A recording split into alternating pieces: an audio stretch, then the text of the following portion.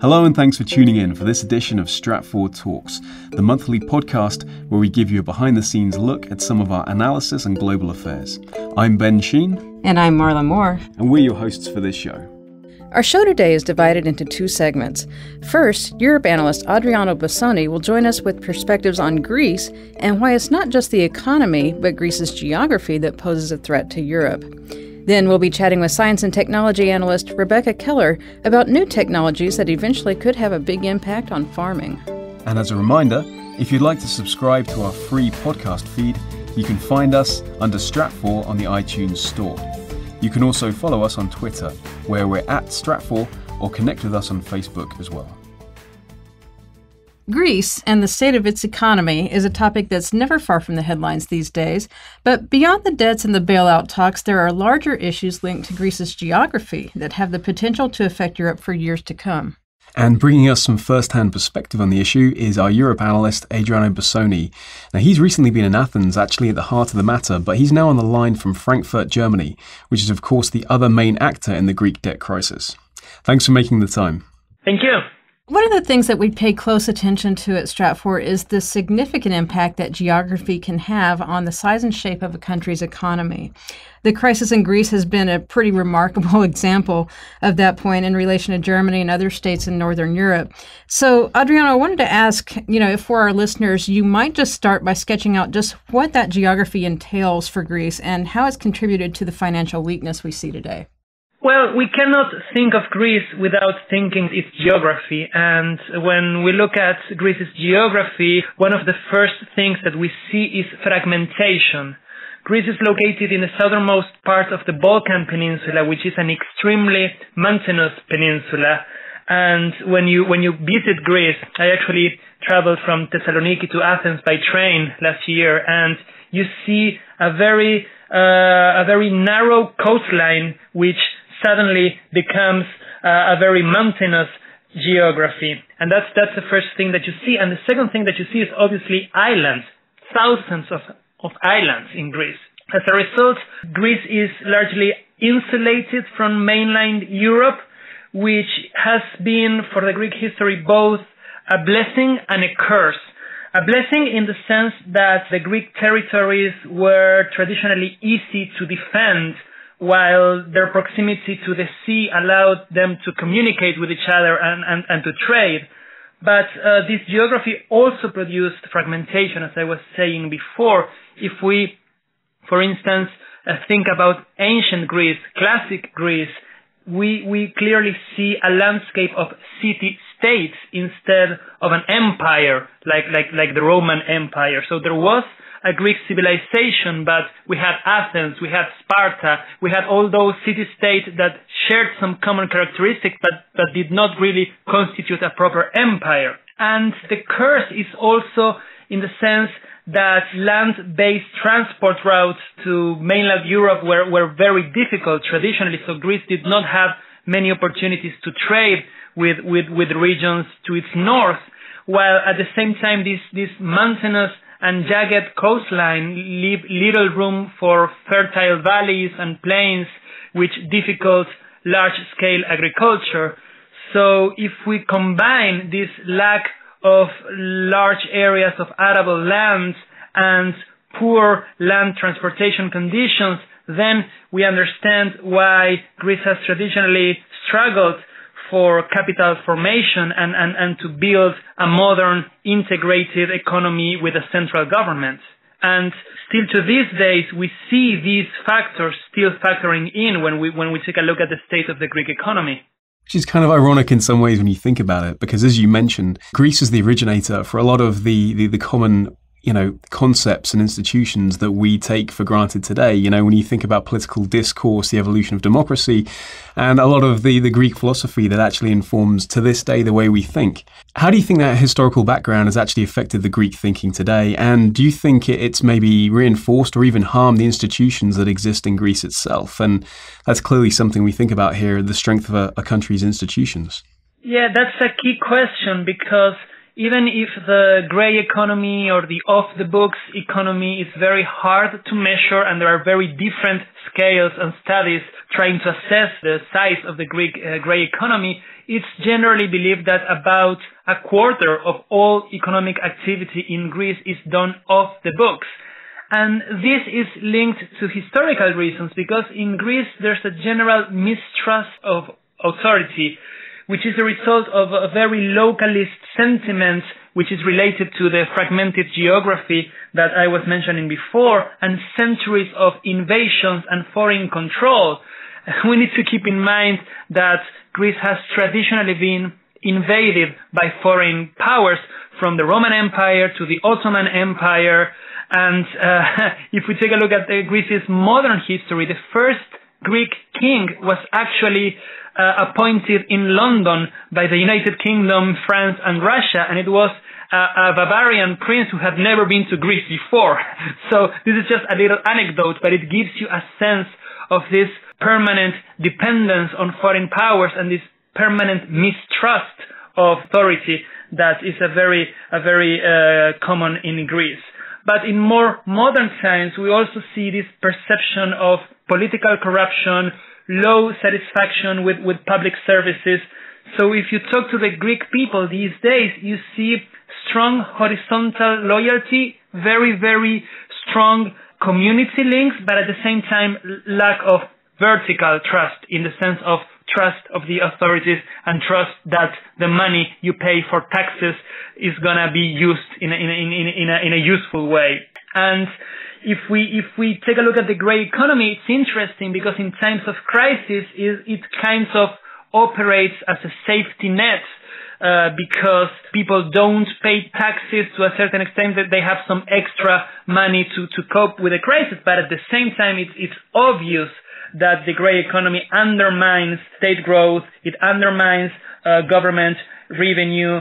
It's difficult to consolidate a modern economy, and there are anecdotes showing that, for instance, small companies often avoid taking out loans from banks because that involves becoming more transparent and they don't want to. So you understand why the gray economy may be tolerated in times of crisis, but in the long run, it definitely hurts the developing of a modern, working, sustainable economy. Well, it's interesting because in places like America and other countries in Europe, we're moving more towards a cashless society. People are far more reliant on their cards and debit cards and Visa cards. Whereas in Greece, we kind of joke about people putting their cash money in the mattress, but that's literally happening, isn't it? It is literally happening, yes. And we have seen an interesting dynamic, according to which in the past 6 months, the European Central Bank was pumping liquidity into Greek banks, but Greek savers were actually withdrawing that money from their bank accounts because they just don't trust their banks. They just don't trust their government. So for many Greek citizens, having their money at home is the only way that could protect them should there be a deeper crisis or a banking crisis, of even a nationalization of the Greek banking sector. So it's a self-protecting activity or reaction to the crisis, I would say.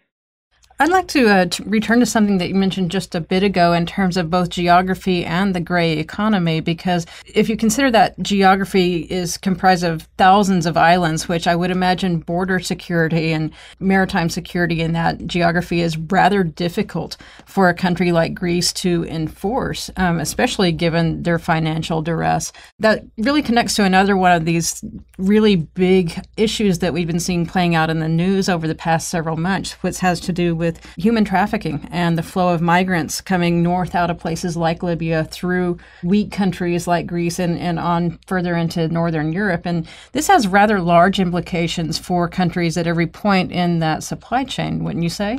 Yeah, and as you were saying, because of its location in the Mediterranean, Greece has traditionally been an attractive entry point into the European Union, and we have to keep in mind that once you enter the countries that belong into the Schengen Agreement, then you are allowed to move freely without anybody checking your passport.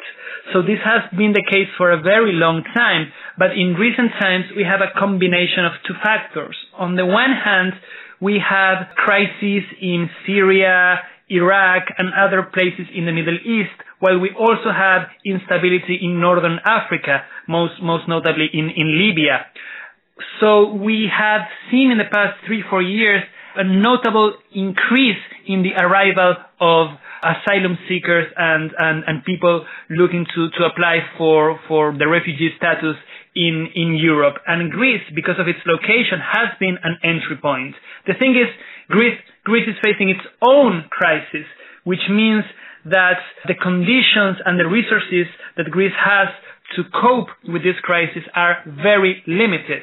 And we see the case of people who maybe pay between $2,000 and $6,000 to be smuggled into Greece, and ideally they would like to go somewhere else in the European Union, like Germany or Austria or Sweden or any of the more developed economies, but they simply run out of money and end up being de facto immigrants in Greece.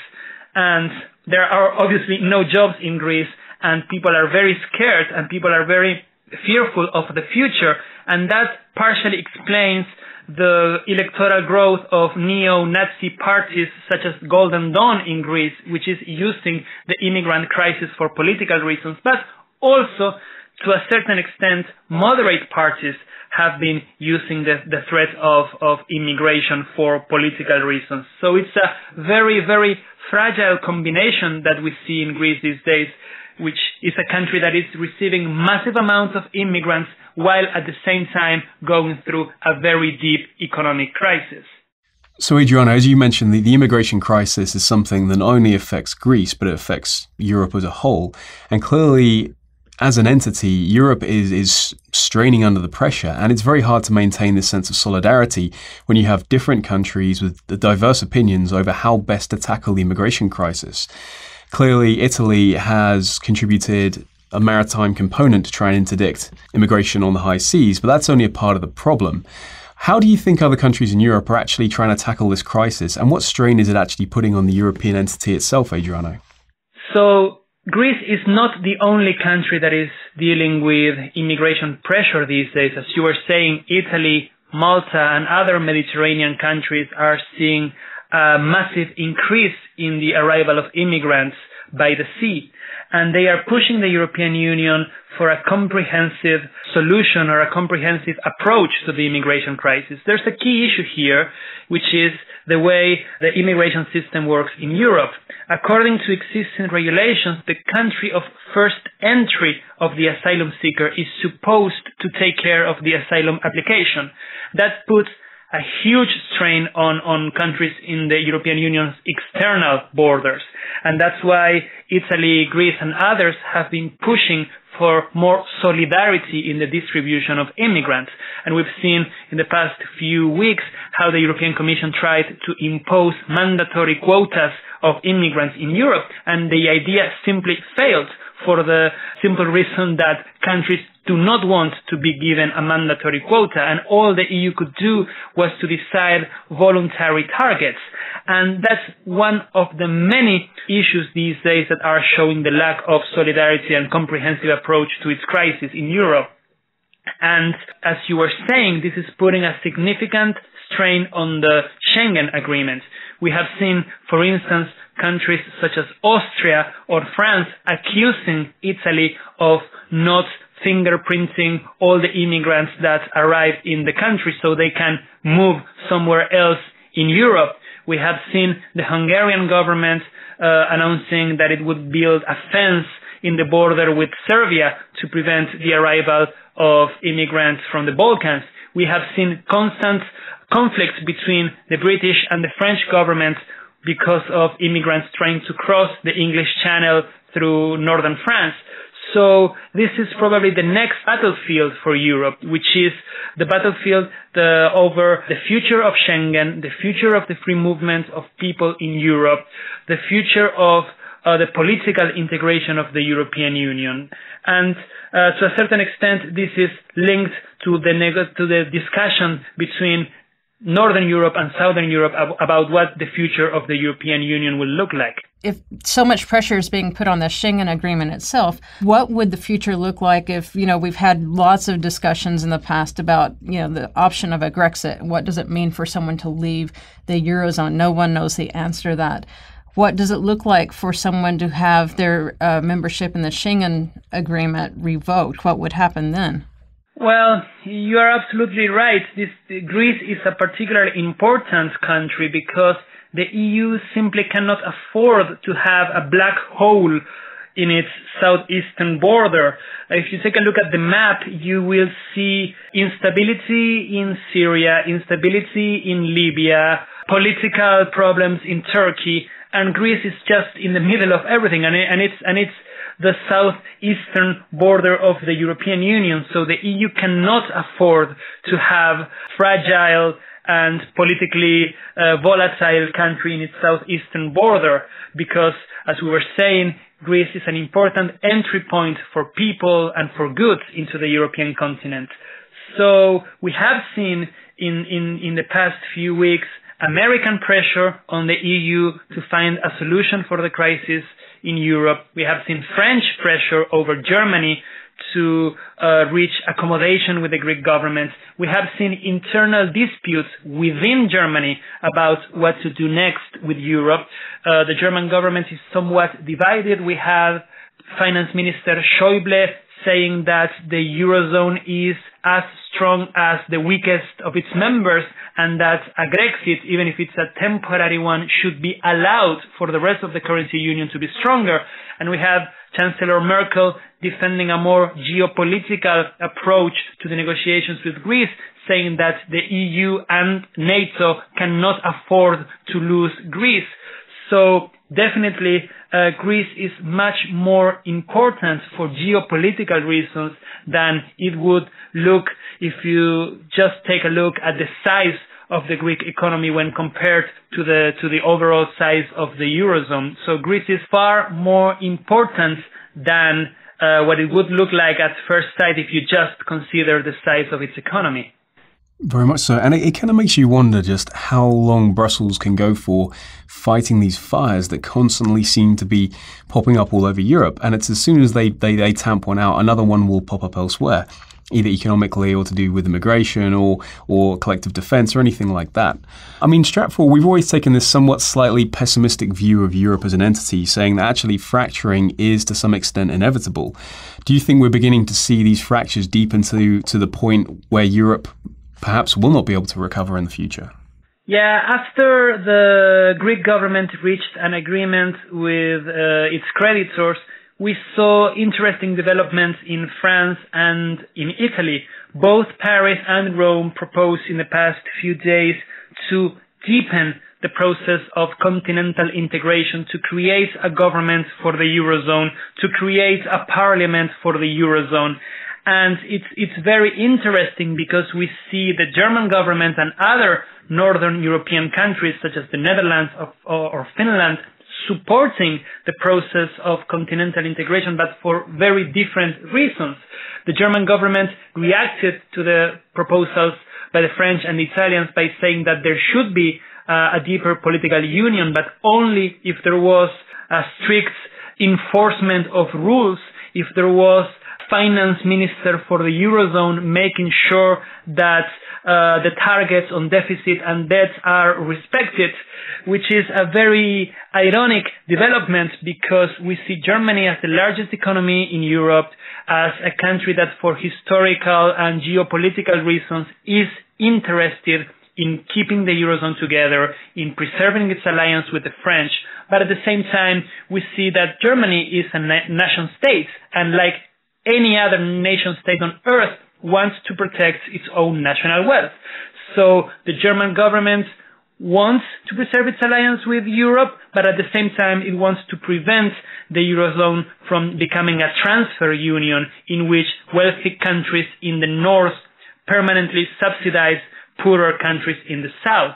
So that will continue to be probably the most important force leading to fragmentation in Europe. And also, Germany is very, very keen to make sure it doesn't come across as being too overbearing, because that was always a key thing about the German identity right now, is actually being this key part of Europe, strong economically, but not actually being a really controlling force.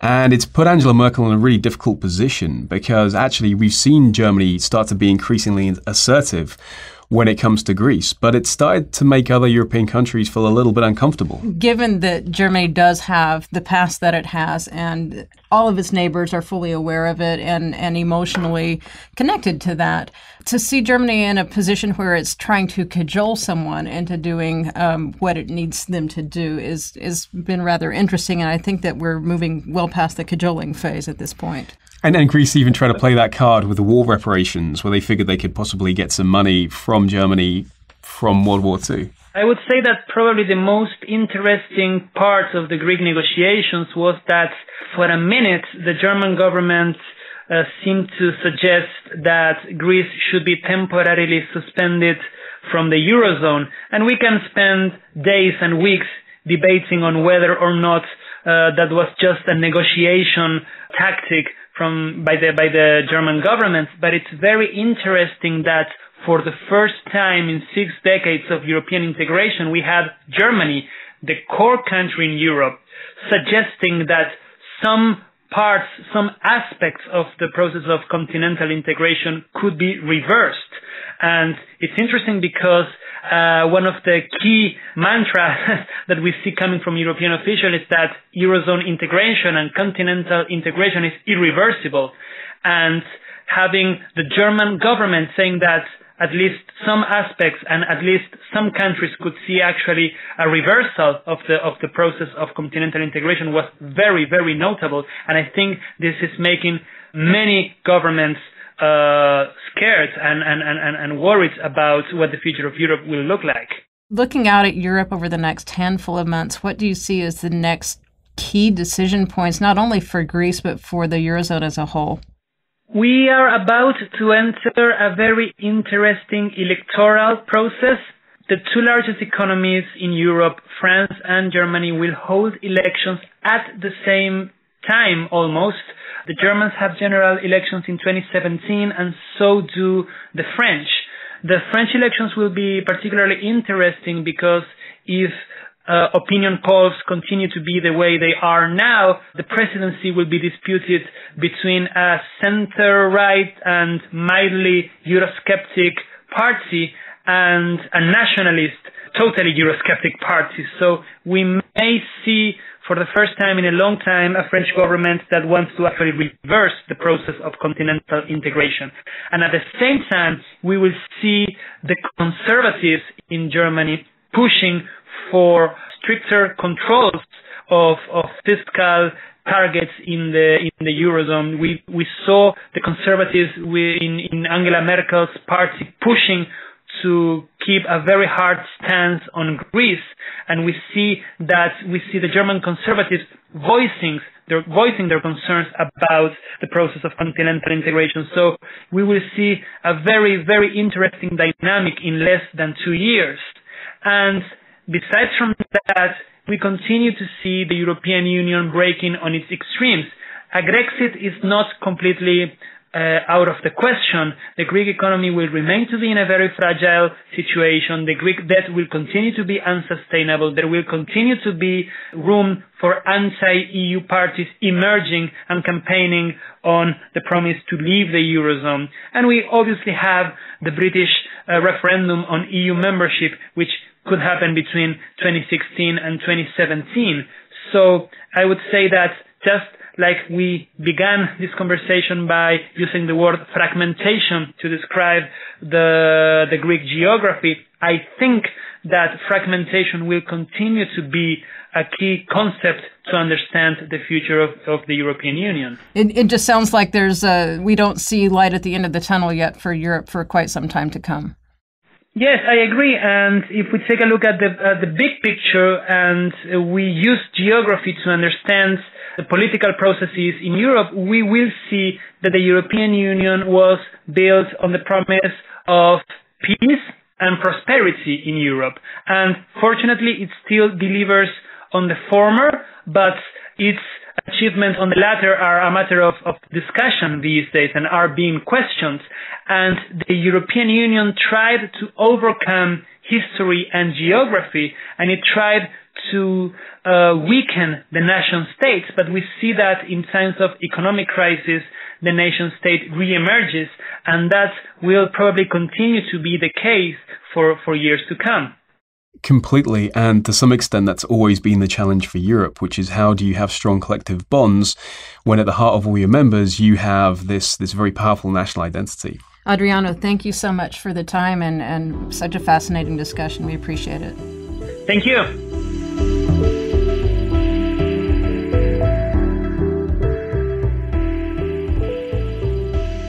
Back in May, the Obama administration announced a plan to combat massive die-offs of honeybees, which many fear could eventually harm the ecosystem and even food supplies. Part of the government's strategy included making improvements to some 7 million acres of land around the Interstate 35 corridor, in hopes of making it a natural bee habitat. But planting more flowers and reducing the use of pesticides is only one approach to solving the problem. Stratfor science and technology analyst Rebecca Keller says robotics researchers are looking for solutions from another angle altogether.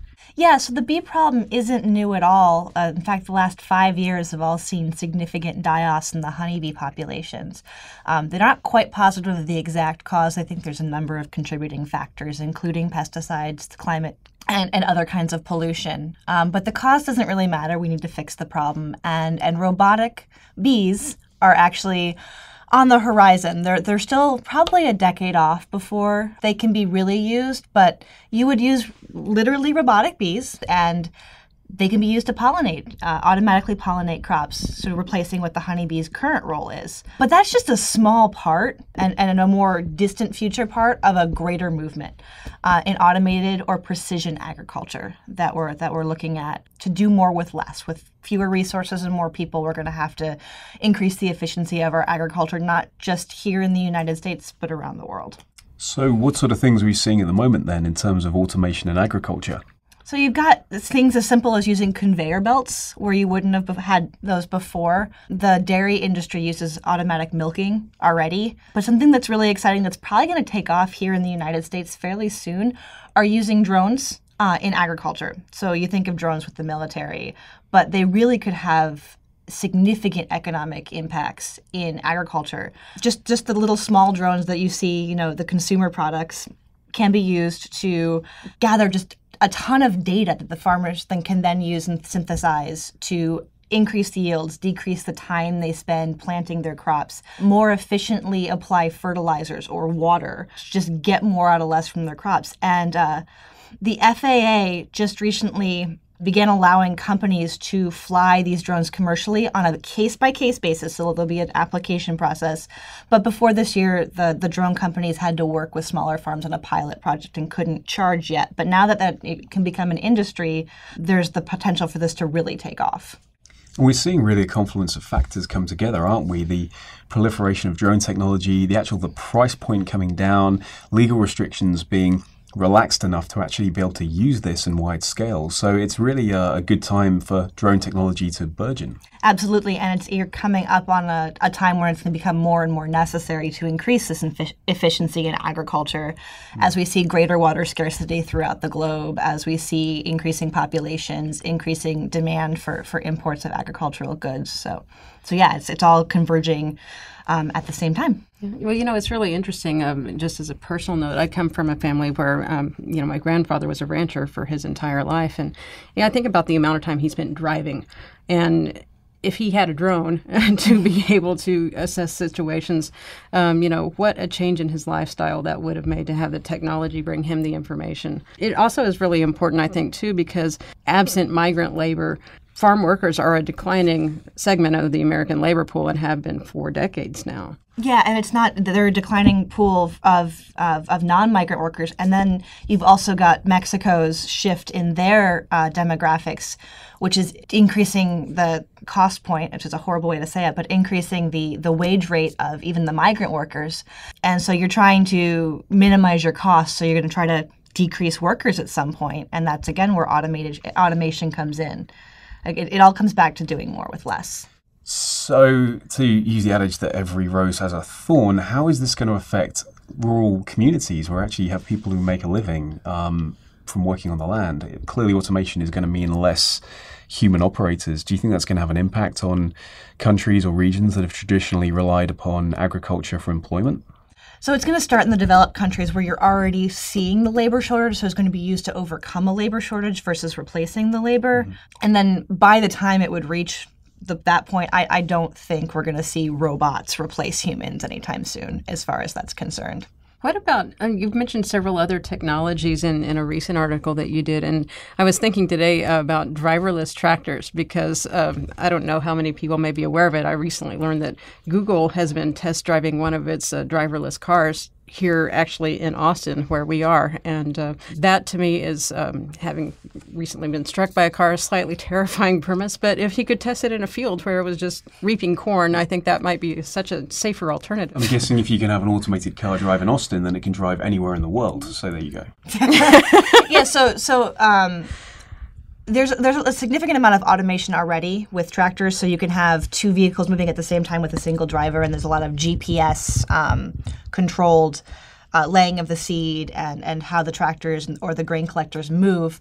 Driverless tractors are in the future, as are driverless cars, which will, in hopes of increasing efficiency of roadways and whatnot, removing a bit of that human factor. But yeah, there's certainly on the horizon for farming as well. And the other thing that driverless tractors bring is the ability to work around the clock. You don't have to have light if you don't have a driver. You can just use the GPS control to do the harvesting around the clock, which again increases the efficiency. What are some of the technologies that might help to increase crop yield? Because yield per acre is going to be such a key issue as populations grow and land dedicated to agriculture continues to decline around the world. There's a lot of ways to decrease yield. Do you want to? There's the simple things of using the exact right fertilizer. Then that's where the big data comes in as far as the drones are concerned. But there's GMO technology, and I know it gets a bad rap, and there's a lot of controversy around it, but using a better understanding of the genetics of plants, irregardless of inserting separate genes, but simply understanding the genetic makeup of plants and then selectively breeding to get better yields. There was a recent study that came out from China where they discovered the gene in rice that controls quality. And so the problem with rice right now is you often have to sacrifice yield for quality. But by understanding the gene that now controls the shape and taste and texture of rice, you'll be able to better breed and eliminate that problem. So understanding the genetics is going to be a huge thing in the future. Yeah, that's a very good point. And clearly there's another factor as well, because growing rice is very water intensive. Clearly China has a massive population. Rice is a staple there. How are issues such as water scarcity really going to affect these sort of crop yields? And that's where it comes back around to doing more with less. Water is one of the resources that's going to have to be utilized more efficiently worldwide. So we brought up China. China currently has a food self-sufficiency policy where they don't import more than 5% of basic grains of rice, corn, wheat, but their population is still growing. They have an industrial push inland. And as agriculture is going to continue to have to compete for land and water resources with other sectors of the economy, and that's going to put the food self-sufficiency policy in jeopardy. However, by modernizing their agricultural sector, increasing efficiency, and a substantial biotech GMO push by the Chinese government, they're seeking to do more with less, including water. So, Becca, very interesting to think about the long-term future, which is really kind of where you play on the Stratfor analyst team, because these technologies can take many, many years of research to develop. We're seeing the drone aspect of this coming into play more or less right about now. But what do you see as being the next technology to take off in the ag sector?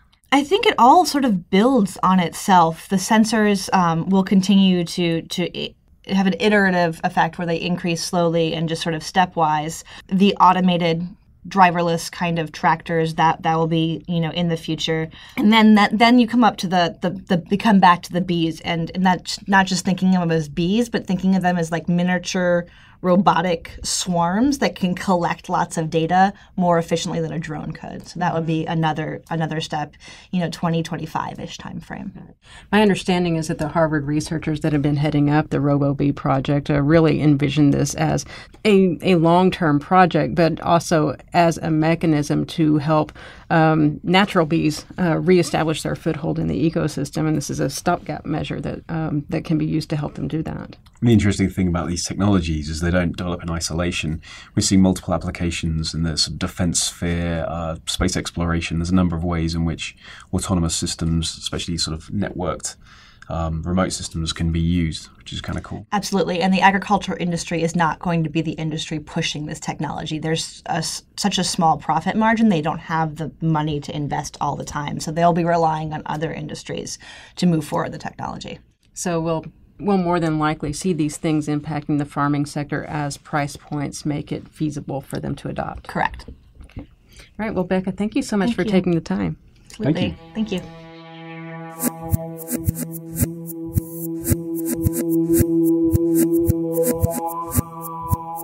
Before we leave you today, we'd like to invite our subscribers once again to send us your questions or comments. We'll be sharing some of that feedback on future podcasts and getting analysts to respond to some of the questions we're frequently asked.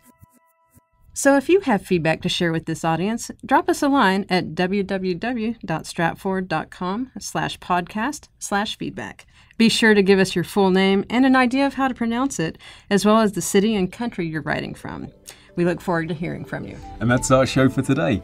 Thank you for listening. And as always, look us up on iTunes for more podcasts. And for in-depth analysis and forecasts on global issues, please visit stratfor.com.